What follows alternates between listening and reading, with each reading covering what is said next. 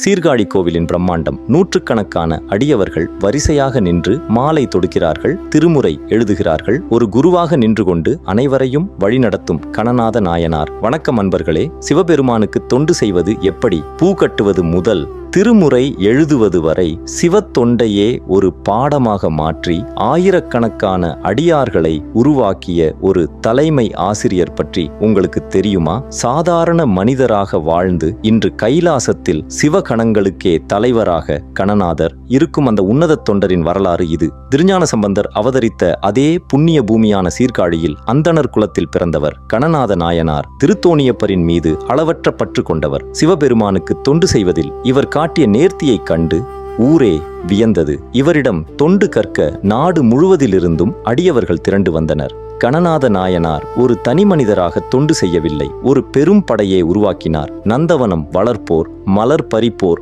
மாலை தொடுப்போர், கோவில் மெழுகுவோர் என ஒவ்வொருவருக்கும் தனித்தனி பயிற்சிகளை வழங்கினார். அது மட்டுமா, திருமுறைகளை அழகாக எழுதுவதற்கும் ஓதுவதற்கும் வசதிகளை செய்து கொடுத்தார். இன்றைய காலத்து அகாடமி போல அன்று சீர்காழியை ஆன்மீக கூடாரமாக மாற்றியவர் இவர். தன் சமகாலத்து அடியவரான திருஞான சம்பந்தர் மீது கணநாத நாயனார் கொண்ட பக்தி ஈடு இணையற்றது. அவரை ஒரு தெய்வமாகவே கருதி தினமும் முப்பொழுதும் முறைப்படி பூசை செய்தார். இல்லறத்தில் வாழ்ந்தும் சிவனடியாரை வழிபட்ட அந்த பூசாபலத்தினாலே இன்று அவர் கையிலை மலையில் சிவகணங்களுக்கு தலைவனாய் கணநாதர் என்ற பெயரோடு விளங்குகிறார். உலகமே வியக்கும் ஒரு ஆன்மீக தலைவராக திகழ்ந்த கணநாத நாயனார் சிவபெருமானின் திருவடி நிழலில் என்றும் நிலைத்திருக்கிறார். அடுத்த பதிவில் விளக்கேற்ற வசதி இல்லாத போது தன் தலைமுடியையே தீயிட்டு விளக்காக ஏற்றிய அதிதி வீரரான கணம்புள்ள நாயனார் பற்றி பார்ப்போம். இது போன்ற மெய்சிலிருக்கும் வரலாறுகளுக்கு மறக்காமல் சப்ஸ்கிரைப் செய்து காத்திருங்கள்.